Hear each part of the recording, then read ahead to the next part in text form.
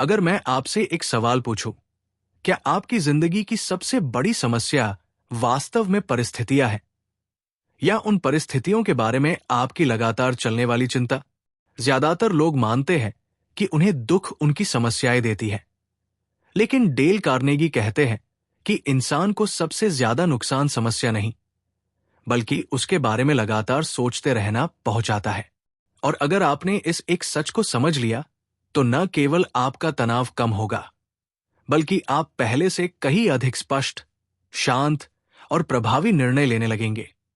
इसलिए इस पूरी चर्चा को ध्यान से सुनिए, क्योंकि यहां बताई गई बातें केवल प्रेरणा नहीं है, बल्कि लाखों लोगों के जीवन में आजमाए गए ऐसे सिद्धांत हैं जिन्होंने चिंता को आत्मविश्वास में बदल दिया। लेखक अपनी कहानी से शुरुआत करते हैं। वे बताते हैं कि एक समय ऐसा था जब वे न्यूयॉर्क में ऐसी नौकरी कर रहे थे जिससे उन्हें बिल्कुल प्रेम नहीं था। छोटी सी गंदी जगह पर रहना, भविष्य की अनिश्चितता, आर्थिक संघर्ष और टूटते सपनों ने उनके भीतर निराशा भर दी थी। हर रात वे सिरदर्द, बेचैनी और असंतोष के साथ सोते थे। उन्हें महसूस हुआ कि यदि उन्होंने केवल पैसे कमाने के लिए जीवन बिताया, तो शायद वे कभी सच में जी ही नहीं पाएंगे। इसलिए उन्होंने एक कठिन निर्णय लिया। उन्होंने वो नौकरी छोड़ दी और वयस्क लोगों को पढ़ाना शुरू किया। यहीं से उनके जीवन की दिशा बदल गई। शुरुआत में वे सार्वजनिक भाषण सिखाते थे, लेकिन धीरे धीरे उन्हें समझ आया कि लोगों की सबसे बड़ी समस्या बोलना नहीं, बल्कि डर, चिंता और आत्मविश्वास की कमी है। उनकी कक्षाओं में व्यापारी, इंजीनियर, शिक्षक, कर्मचारी, गृहिणियां और विद्यार्थी आते थे। सभी की परिस्थितियां अलग थी, लेकिन एक बात समान थी। हर कोई किसी न किसी चिंता से घिरा हुआ था। कोई भविष्य से डरता था, कोई असफलता से, कोई बीमारी से और कोई लोगों की आलोचना से। लेखक ने वर्षों तक इन लोगों के अनुभव सुने, महान व्यक्तियों की जीवनी पढ़ी, मनोविज्ञान का अध्ययन किया और हजारों वास्तविक घटनाओं का विश्लेषण किया। तब उन्हें समझ आया कि चिंता को हराने के सिद्धांत नए नहीं हैं, लेकिन लोग उन्हें अपनाते नहीं हैं। लेखक एक महत्वपूर्ण बात कहते हैं। वे बताते हैं कि इस पुस्तक का उद्देश्य आपको नई जानकारी देना नहीं, बल्कि उन सच्चाइयों को व्यवहार में लाना सिखाना है जिन्हें हम पहले से जानते हैं। हम सभी जानते हैं कि वर्तमान में जीना चाहिए, लेकिन हमारा मन या तो बीते हुए कल में भटकता रहता है या आने वाले कल की कल्पनाओं में उलझा रहता है। परिणाम यह होता है कि वर्तमान भी हाथ से निकल जाता है। यहीं से पुस्तक का पहला और सबसे महत्वपूर्ण सिद्धांत शुरू होता है, केवल आज के दिन में जीना। लेखक इसे दिन को अलग खंड की तरह जीना कहते हैं। इसका अर्थ ये नहीं कि भविष्य की योजना मत बनाइए। इसका अर्थ केवल इतना है कि भविष्य की चिंता को आज के काम पर हावी मत होने दीजिए। इस विचार को समझाने के लिए लेखक प्रसिद्ध चिकित्सक सर विलियम ऑसलर की कहानी बताते हैं।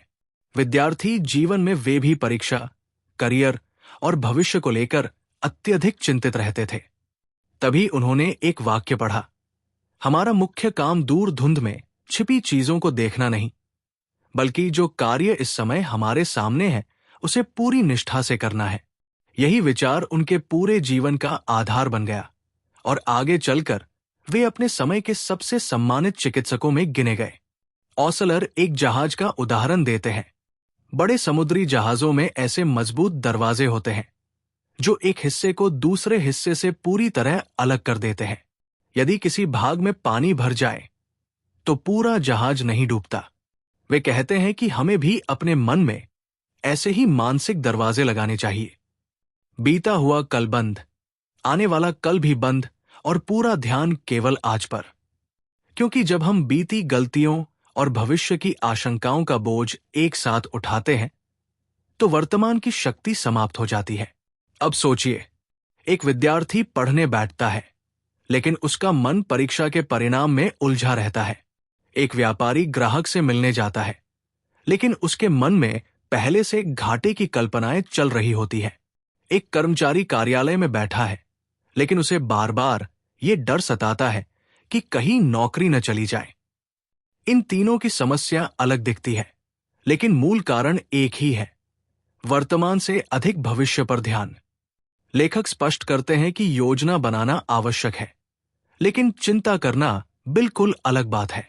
योजना आपको तैयार करती है, जबकि चिंता आपकी ऊर्जा चूस लेती है। यदि किसान पूरे मौसम की चिंता करता रहेगा और खेत में काम ही नहीं करेगा, तो फसल कभी नहीं उगेगी। लेकिन यदि वो आज की सिंचाई, खाद और मेहनत पर ध्यान देगा, तो भविष्य स्वयं मजबूत होगा। इसी सिद्धांत को और सरल बनाने के लिए लेखक युद्ध में काम कर रहे एक सैनिक की घटना बताते हैं। उसके सामने हर दिन इतने काम होते थे कि वो मानसिक रूप से टूटने लगा। तब सेना के एक डॉक्टर ने उसे रेत घड़ी का उदाहरण दिया। हजारों रेत के कण होते हैं, लेकिन वे एक समय में केवल एक एक करके नीचे आते हैं। यदि सभी कण एक साथ गिरने लगे, तो पूरी व्यवस्था टूट जाएगी। हमारा जीवन भी ऐसा ही है। यदि हम सौ कामों की चिंता एक साथ करेंगे, तो हमारा मन और शरीर दोनों थक जाएंगे। लेकिन यदि एक समय में केवल एक काम पर पूरा ध्यान देंगे, तो वही काम अधिक अच्छे ढंग से पूरा होगा। लेखक कहते हैं कि जीवन की सबसे बड़ी भूल यह है कि लोग जीने की तैयारी करते करते जीना ही भूल जाते हैं। विद्यार्थी सोचता है कि नौकरी मिलने पर खुश होगा। नौकरी वाला सोचता है कि पदोन्नति मिलने पर खुश होगा। फिर घर, पैसा, सेवानिवृत्ति और उसके बाद भी कोई नया लक्ष्य। लेकिन जब पीछे मुड़कर देखते हैं, तब एहसास होता है कि जीवन तो हर दिन हमारे सामने था और हम उसे भविष्य की प्रतीक्षा में खोते रहे। यही कारण है कि लेखक हर सुबह स्वयं से कुछ प्रश्न पूछने की सलाह देते हैं। क्या मैं आज का दिन पूरी सजगता से जीऊंगा? क्या मैं आज का काम पूरी ईमानदारी से करूंगा? क्या मैं बीती गलतियों से केवल सीख लूंगा, लेकिन उन्हें अपने वर्तमान पर हावी नहीं होने दूंगा? और क्या मैं भविष्य की तैयारी करूंगा, लेकिन उसकी अनावश्यक चिंता नहीं करूंगा?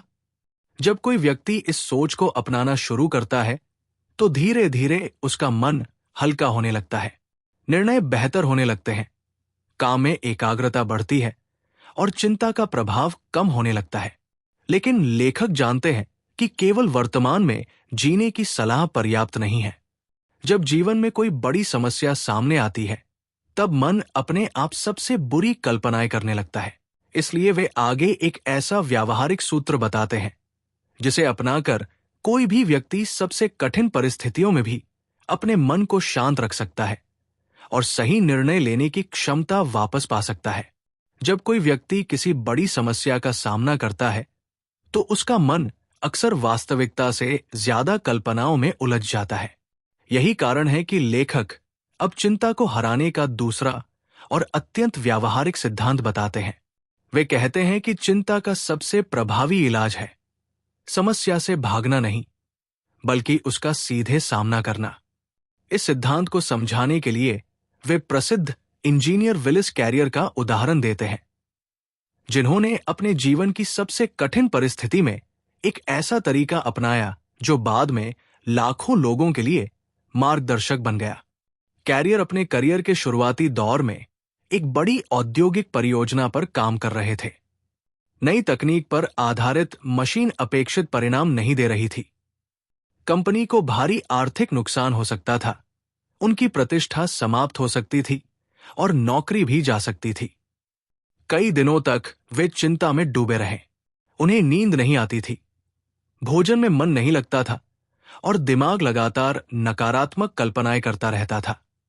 फिर एक दिन उन्होंने महसूस किया कि चिंता समस्या को हल नहीं कर रही, बल्कि उन्हें सोचने से रोक रही है। तभी उन्होंने अपने लिए 3 चरणों वाला एक सरल लेकिन शक्तिशाली तरीका बनाया। पहला चरण था, सबसे बुरा क्या हो सकता है? उन्होंने बिना किसी डर के वास्तविकता का सामना किया। उन्होंने माना कि नौकरी जा सकती है, कंपनी को आर्थिक नुकसान हो सकता है और उनकी छवि खराब हो सकती है। उन्होंने अपनी कल्पनाओं को वास्तविक शब्दों में बदल दिया। यही वो कदम था जिसने उनके मन के धुंधले डर को स्पष्ट रूप दिया। दूसरा चरण था, यदि वही सबसे बुरा परिणाम सामने आए, तो क्या मैं उसे स्वीकार कर सकता हूं? ये सुनने में कठिन लगता है, लेकिन लेखक बताते हैं कि मानसिक रूप से सबसे बुरी संभावना स्वीकार कर लेना हार मानना नहीं है। इसका अर्थ केवल इतना है कि अब आपका मन लगातार उसी डर से लड़ना बंद कर देता है। जैसे ही कैरियर ने मन ही मन स्वीकार किया कि यदि नौकरी चली भी गई तो वे फिर से मेहनत करके नई शुरुआत कर सकते हैं, उनका तनाव अचानक कम होने लगा। तीसरा और सबसे महत्वपूर्ण चरण था, अब जो स्थिति है उसे बेहतर बनाने के लिए मैं क्या कर सकता हूं। यही वो स्थान है जहां अधिकांश लोग गलती करते हैं। वे पहले 2 चरणों तक पहुंचते ही नहीं। वे सीधे चिंता में डूब जाते हैं और समाधान खोजने की क्षमता खो बैठते हैं। लेकिन कैरियर ने शांत मन से प्रयोग किए, तकनीकी सुधार किए और अंततः वही परियोजना सफल हो गई। जो नुकसान होना था वो लाभ में बदल गया। अब इसे भारतीय जीवन के एक सामान्य उदाहरण से समझिए। मान लीजिए किसी छात्र का परिणाम उम्मीद के अनुसार नहीं आया। वो सोचने लगता है कि अब उसका भविष्य खत्म हो गया। लेकिन यदि वो लेखक का तरीका अपनाए तो पहले स्वयं से पूछे, सबसे बुरा क्या हो सकता है? शायद उसे 1 वर्ष और मेहनत करनी पड़े। दूसरा, यदि ऐसा हुआ तो क्या वह इसे स्वीकार कर सकता है? हाँ, कठिन होगा, लेकिन असंभव नहीं। तीसरा, अब वो क्या कर सकता है? अपनी कमियों का विश्लेषण, बेहतर योजना, नियमित अभ्यास और सही मार्गदर्शन। यही सोच चिंता को कार्य में बदल देती है। लेखक एक व्यापारी की घटना भी बताते हैं, जिसे कुछ लोगों ने झूठे आरोपों के आधार पर ब्लैकमेल करना शुरू कर दिया। 3 दिन तक वो सो नहीं पाया। बार बार यही सोचता रहा कि यदि मामला अदालत तक पहुंच गया तो उसकी वर्षों की प्रतिष्ठा समाप्त हो जाएगी। लेकिन फिर उसे यही 3 चरण याद आए। उसने सबसे बुरी संभावना स्वीकार की कि यदि व्यापार को नुकसान भी हुआ तब भी वो दोबारा मेहनत करके जीवन बना सकता है। जैसे ही उसका मन शांत हुआ, उसे समझ आया कि किसी अनुभवी वकील से सलाह लेनी चाहिए। जांच हुई तो पता चला कि ब्लैकमेल करने वाला स्वयं अपराधी था और पूरा मामला उसी के खिलाफ चला गया। लेखक इस उदाहरण से बताते हैं कि घबराया हुआ मन रास्ता नहीं देख पाता, लेकिन शांत मन अक्सर वही समाधान खोज लेता है जो पहले दिखाई नहीं देता। इसके बाद लेखक एक और प्रेरक घटना साझा करते हैं। एक व्यक्ति गंभीर बीमारी से पीड़ित था। डॉक्टरों ने संकेत दिया कि उसके पास शायद अधिक समय नहीं बचा है। पहले वो लगातार डरता रहा, लेकिन फिर उसने निर्णय लिया कि जो समय बचा है उसे भय में नहीं बल्कि जीवन को पूरी तरह जीने में लगाएगा। उसने यात्रा की, नए लोगों से मिला, खुलकर हंसा, अपने पुराने डर छोड़ दिए। आश्चर्य की बात यह रही कि उसका मानसिक तनाव इतना कम हो गया कि उसका स्वास्थ्य भी पहले से बेहतर होने लगा। लेखक ये दावा नहीं करते कि हर बीमारी केवल सकारात्मक सोच से ठीक हो जाती है। उनका उद्देश्य ये समझाना है कि भय कई बार हमारी स्थिति को और अधिक बिगाड़ देता है, जबकि शांत मन शरीर को भी बेहतर सहयोग देता है। यही लेखक एक गहरी मनोवैज्ञानिक बात समझाते हैं। जब तक हम किसी अनिश्चित डर से भागते रहते हैं, तब तक हमारा दिमाग लगातार उसी पर ऊर्जा खर्च करता रहता है। लेकिन जैसे ही हम वास्तविकता को स्वीकार करते हैं, हमारे भीतर नई मानसिक शक्ति पैदा होती है। अब ऊर्जा डर में नहीं बल्कि समाधान में लगती है। यही कारण है कि महान मनोवैज्ञानिकों ने भी स्वीकार किया कि किसी कठिन परिस्थिति से बाहर निकलने का पहला कदम उसे स्वीकार करना है, न कि उससे आंखें चुराना। अब लेखक पुस्तक के 3रे अध्याय की ओर बढ़ते हैं और बताते हैं कि चिंता केवल मानसिक परेशानी नहीं है। यदि इसे लंबे समय तक अनदेखा किया जाए तो ये शरीर पर भी गहरा प्रभाव डाल सकती है। अनेक चिकित्सकों के अनुभव बताते हैं कि लगातार तनाव और भय पाचन तंत्र, नींद, रक्तचाप और हृदय की कार्यप्रणाली को प्रभावित कर सकते हैं। लेखक का उद्देश्य लोगों को डराना नहीं, बल्कि ये समझाना है कि चिंता कोई छोटी आदत नहीं है। यदि इसे समय रहते नियंत्रित न किया जाए तो ये धीरे धीरे जीवन की गुणवत्ता, निर्णय लेने की क्षमता और स्वास्थ्य तीनों को कमजोर कर सकती है।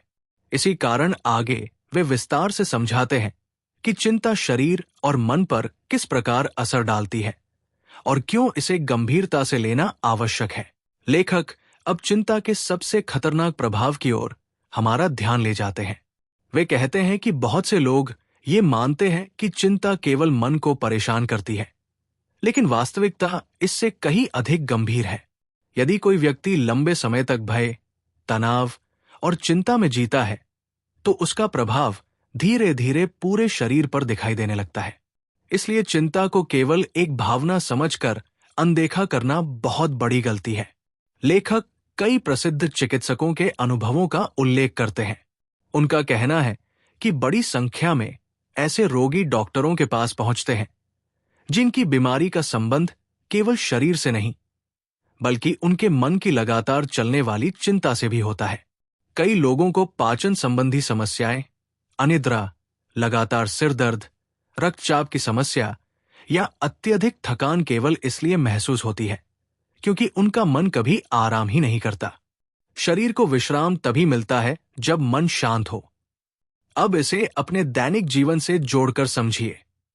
मान लीजिए किसी कर्मचारी को हर समय ये डर रहता है कि कहीं उसकी नौकरी न चली जाए।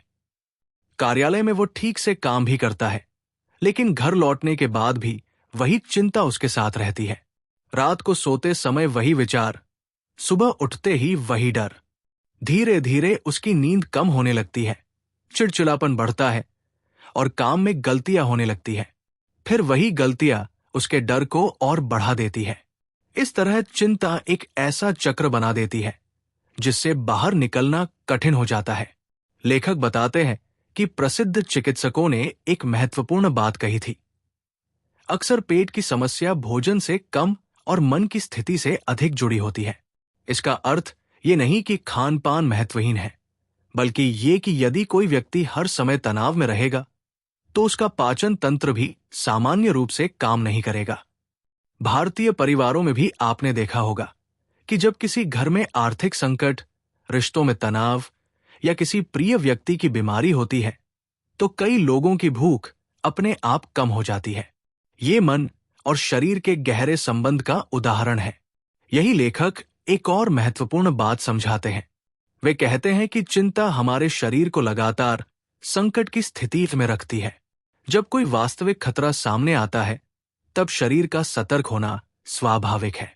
लेकिन यदि मन हर समय काल्पनिक खतरों की कल्पना करता रहेगा, तो शरीर भी बिना कारण लगातार तनाव में रहेगा। परिणाम यह होगा कि ऊर्जा घटेगी, निर्णय कमजोर होंगे और छोटी छोटी बातों पर भी थकान महसूस होने लगेगी। लेखक इतिहास से एक रोचक उदाहरण देते हैं। एक प्रसिद्ध सेनापति युद्ध के अंतिम दिनों में भीषण सिरदर्द से परेशान थे। डॉक्टर इलाज कर रहे थे, लेकिन विशेष लाभ नहीं हो रहा था। तभी समाचार मिला कि विरोधी सेना आत्मसमर्पण करने वाली है। जैसे ही ये सूचना मिली, उनका सिर दर्द लगभग समाप्त हो गया। लेखक इस घटना से ये दिखाना चाहते हैं कि कई बार हमारे मानसिक तनाव का शरीर पर कितना गहरा प्रभाव पड़ता है। परिस्थिति बदलने से पहले मन बदला और मन बदलते ही शरीर की प्रतिक्रिया भी बदल गई। इसके बाद लेखक एक उच्च सरकारी अधिकारी का उदाहरण देते हैं जो एक कठिन आर्थिक निर्णय के कारण इतना चिंतित हो गया कि उसे चक्कर आने लगे और कुछ समय के लिए बिस्तर पर आराम करना पड़ा। समस्या केवल काम का बोझ नहीं थी, असली कारण था उस बोझ को लेकर लगातार चलने वाला मानसिक दबाव। लेखक समझाते हैं कि कई बार हम काम से नहीं, बल्कि काम के बारे में अपनी कल्पनाओं से थकते हैं। अब सवाल उठता है कि क्या हर बीमारी का कारण चिंता ही है? लेखक इसका उत्तर बहुत संतुलित ढंग से देते हैं। वे कहते हैं कि बिल्कुल नहीं। अनेक बीमारियों के शारीरिक कारण होते हैं और उनका उचित चिकित्सकीय उपचार आवश्यक है। लेकिन यदि किसी बीमारी के साथ लगातार भय, तनाव और नकारात्मक सोच जुड़ जाए, तो स्थिति और कठिन हो सकती है। इसलिए शरीर के साथ साथ मन की देखभाल भी उतनी ही आवश्यक है। लेखक बताते हैं कि चिंता की एक और बड़ी समस्या यह है कि ये धीरे धीरे आदत बन जाती है। शुरुआत में व्यक्ति केवल एक विषय को लेकर परेशान होता है, फिर वही सोच हर क्षेत्र में फैलने लगती है। यदि बच्चा देर से घर आए तो दुर्घटना की कल्पना, यदि फोन देर से उठे तो किसी अनहोनी की कल्पना, यदि किसी ने बात कम की तो रिश्ता टूटने की कल्पना। वास्तविकता से पहले कल्पना डर पैदा कर देती है। यही आदत व्यक्ति को हर समय बेचैन रखती है। भारतीय समाज में भी ये बात अक्सर देखने को मिलती है। कई माता पिता अपने बच्चों के भविष्य को लेकर इतने चिंतित रहते हैं कि वर्तमान में उनके साथ बिताए जाने वाले अच्छे पल भी खो देते हैं। कुछ व्यापारी हर समय नुकसान की चिंता करते रहते हैं, इसलिए नए अवसरों को देखने का साहस ही नहीं जुटा पाते। कई विद्यार्थी परिणाम की चिंता में पढ़ाई पर पूरा ध्यान नहीं दे पाते। इन सभी स्थितियों में समस्या से अधिक नुकसान चिंता करती है। लेखक अब एक गहरा अंतर समझाते हैं जिम्मेदारी और चिंता में। जिम्मेदार व्यक्ति समस्या को स्वीकार करता है, जानकारी जुटाता है, योजना बनाता है और कार्य करता है। लेकिन चिंतित व्यक्ति बार बार उसी समस्या की कल्पना करता रहता है, बिना कोई ठोस कदम उठाए। बाहर से दोनों समान दिखाई दे सकते हैं, लेकिन परिणाम बिल्कुल अलग होते हैं। जिम्मेदारी प्रगति की ओर ले जाती है, जबकि चिंता ऊर्जा को समाप्त कर देती है। इसीलिए लेखक चाहते हैं कि हम अपने मन की आदतों को पहचानना शुरू करें। जब भी कोई नकारात्मक विचार आए, तुरंत स्वयं से पूछें, क्या यह वास्तविक समस्या है या केवल भविष्य की कल्पना? क्या मैं अभी कुछ कर सकता हूं? यदि उत्तर हाँ है, तो काम शुरू कर दीजिए। यदि उत्तर नहीं है, तो बार बार उसी विषय पर सोचने से कुछ नहीं बदलेगा। यही छोटी सी समझ चिंता की जड़ को कमजोर करना शुरू कर देती है। अब लेखक केवल ये नहीं बताएंगे कि चिंता कितनी हानिकारक है। वे अगले विचारों में ऐसे व्यावहारिक उपाय समझाना शुरू करते हैं जिनकी मदद से किसी भी समस्या का शांत मन से विश्लेषण किया जा सके, सही निर्णय लिया जा सके और धीरे धीरे चिंता करने की आदत को बदला जा सके। क्योंकि स्थायी शांति केवल प्रेरणादायक विचारों से नहीं, बल्कि रोजमर्रा की सही मानसिक आदतों से पैदा होती है। लेखक अब चिंता से बाहर निकलने का अगला व्यावहारिक मार्ग बताते हैं। वे कहते हैं कि अधिकांश लोग इसलिए परेशान रहते हैं क्योंकि वे अपनी समस्याओं के बारे में सोचते तो बहुत है, लेकिन उन्हें व्यवस्थित ढंग से समझने की कोशिश नहीं करते। जब कोई कठिन परिस्थिति सामने आती है, तो मन बार बार उसी घटना को दोहराता रहता है। जितना अधिक हम बिना दिशा के सोचते हैं, उतनी ही चिंता बढ़ती जाती है। इसलिए लेखक सलाह देते हैं कि समस्या को मन में घूमने देने के बजाय उसे स्पष्ट रूप से समझिए और समाधान की दिशा में आगे बढ़िए। वे कहते हैं कि किसी भी समस्या का सामना करते समय सबसे पहले तथ्य इकट्ठा कीजिए। अक्सर हमारी चिंता अधूरी जानकारी पर आधारित होती है। जब हमें पूरी सच्चाई पता ही नहीं होती, तब हमारा मन खाली जगहों को डरावनी कल्पनाओं से भर देता है। इसलिए बिना अनुमान लगाए वास्तविक स्थिति को समझना आवश्यक है। मान लीजिए किसी कर्मचारी को यह सुनने को मिलता है कि कंपनी में कुछ लोगों की नौकरी जाने वाली है। यदि वो केवल अफवाहों पर विश्वास करेगा, तो शायद कई दिनों तक चिंता में रहेगा। लेकिन यदि वो वास्तविक जानकारी प्राप्त करे, अपने काम का मूल्यांकन करे और अपने वरिष्ठों से स्पष्ट बातचीत करे, तो संभव है कि उसे पता चले कि स्थिति उतनी गंभीर ही नहीं है जितनी उसने अपने मन में बना ली थी। लेखक कहते हैं कि तथ्य डर को कम करते हैं, जबकि कल्पनाएं उसे बढ़ाती है। इसके बाद वे दूसरा कदम बताते हैं। जब पर्याप्त जानकारी मिल जाए, तब निर्णय लेने में देर मत कीजिए। बहुत से लोग लगातार सोचते रहते हैं, लेकिन कोई निर्णय नहीं लेते। यही अनिश्चितता चिंता को जीवित रखती है। निर्णय सही हो या गलत, उसे आवश्यकता पड़ने पर सुधारा जा सकता है, लेकिन निर्णय न लेना अक्सर सबसे बड़ी गलती बन जाता है। लेखक समझाते हैं कि जब मन दो रास्तों के बीच फंसा रहता है, तब सबसे अधिक ऊर्जा नष्ट होती है। व्यक्ति न पूरी तरह आगे बढ़ पाता है और न पीछे लौट पाता है। वो केवल कल्पनाओं में उलझा रहता है। लेकिन जैसे ही निर्णय लिया जाता है, मन को दिशा मिल जाती है और चिंता धीरे धीरे कम होने लगती है। अब सोचिए कि कोई विद्यार्थी ये तय ही नहीं कर पा रहा कि उसे किस क्षेत्र में आगे बढ़ना चाहिए। वो महीनों तक अलग अलग लोगों की राय सुनता रहता है, इंटरनेट पर जानकारी खोजता रहता है और तुलना करता रहता है। लेकिन पढ़ाई शुरू नहीं करता। परिणाम ये होता है कि समय निकल जाता है। दूसरी ओर, यदि वो उपलब्ध जानकारी के आधार पर एक निर्णय ले और पूरी मेहनत से उस दिशा में काम शुरू करे, तो उसके सफल होने की संभावना कहीं अधिक होगी। लेखक का संदेश स्पष्ट है। पूर्ण निश्चितता की प्रतीक्षा मत कीजिए, क्योंकि जीवन में बहुत कम निर्णय ऐसे होते हैं जिनमें 100% निश्चितता मिलती है।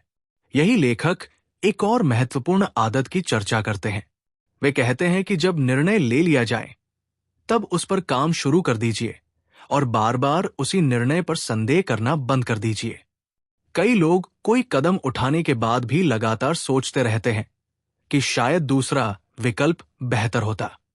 ये आदत वर्तमान कार्य पर ध्यान केंद्रित नहीं होने देती। यदि आपने उपलब्ध तथ्यों के आधार पर ईमानदारी से निर्णय लिया है, तो फिर पूरी शक्ति उसके सफल क्रियान्वयन में लगाइए। लेखक आगे बताते हैं कि चिंता का एक बड़ा कारण यह भी है कि लोग अपने मन को कभी आराम नहीं देते। वे सुबह से रात तक किसी न किसी समस्या के बारे में सोचते रहते हैं। उनका मस्तिष्क लगातार सक्रिय रहता है, जैसे कोई मशीन बिना रुके चल रही हो। लेकिन कोई भी मशीन लगातार चलती रहे तो एक समय बाद गर्म होकर खराब होने लगती है। हमारा मन भी ऐसा ही है। उसे भी विश्राम की आवश्यकता होती है। वे सलाह देते हैं कि दिन के दौरान कुछ ऐसे क्षण अवश्य निकालिए जब आपका ध्यान चिंता से हटकर किसी रचनात्मक कार्य में लगे। ये कोई शौक हो सकता है, परिवार के साथ समय बिताना हो सकता है, पुस्तक पढ़ना, संगीत सुनना, बागवानी करना या टहलना भी हो सकता है। इसका उद्देश्य समस्या से भागना नहीं, बल्कि मन को इतनी शांति देना है कि वो बाद में उसी समस्या को अधिक स्पष्टता से देख सके। लेखक कहते हैं कि खाली मन अक्सर चिंता का घर बन जाता है। जब हमारे पास कोई सार्थक कार्य नहीं होता, तब नकारात्मक विचार आसानी से मन पर कब्जा कर लेते हैं। इसके विपरीत, जो लोग अपने समय का सदुपयोग करते हैं, वे अनावश्यक चिंताओं में कम उलझते हैं। इसका अर्थ ये नहीं कि वे समस्याओं से मुक्त हैं, बल्कि वे अपनी ऊर्जा सही दिशा में लगाना जानते हैं। भारतीय जीवन में भी इसका सुंदर उदाहरण दिखाई देता है। जो लोग नियमित रूप से किसी उद्देश्यपूर्ण कार्य में लगे रहते हैं, चाहे वो सेवा हो, अध्ययन हो, व्यवसाय हो या कोई कला, वे कठिन परिस्थितियों में भी अपेक्षाकृत अधिक संतुलित दिखाई देते हैं। दूसरी ओर, जो व्यक्ति पूरे दिन केवल चिंताओं पर विचार करता रहता है, उसका मन धीरे धीरे उसी दिशा में अभ्यस्त हो जाता है। लेखक अंत में इस भाग का सार बताते हैं कि चिंता को हराने के लिए केवल साहस पर्याप्त नहीं है, सही प्रक्रिया भी आवश्यक है। पहले तथ्य जुटाइए, फिर निर्णय लीजिए, उसके बाद पूरी निष्ठा से कार्य कीजिए और बार बार उसी विषय पर व्यर्थ सोचकर अपनी ऊर्जा नष्ट मत कीजिए। जब मन को दिशा मिलती है, तो चिंता का प्रभाव अपने आप कम होने लगता है। लेकिन लेखक जानते हैं कि केवल निर्णय लेने से जीवन की सभी समस्याएं समाप्त नहीं होती। कई बार लोगों के शब्द, आलोचना, असफलताएं और बीती हुई गलतियां भी हमारे मन को परेशान करती रहती हैं। इसलिए आगे वे ऐसे सिद्धांत समझाते हैं जिनकी सहायता से व्यक्ति दूसरों की आलोचना, जीवन की निराशाओं और अपनी मानसिक आदतों पर विजय पाकर अधिक शांत, संतुलित और प्रसन्न जीवन जी सकता है। लेखक अब अपनी चर्चा को उस दिशा में ले जाते हैं जहां चिंता केवल परिस्थितियों से नहीं, बल्कि हमारे दृष्टिकोण से जुड़ जाती है। वे कहते हैं कि जीवन में ऐसा कोई व्यक्ति नहीं है जिसे आलोचना, असफलता, नुकसान या गलतफहमियों का सामना न करना पड़े।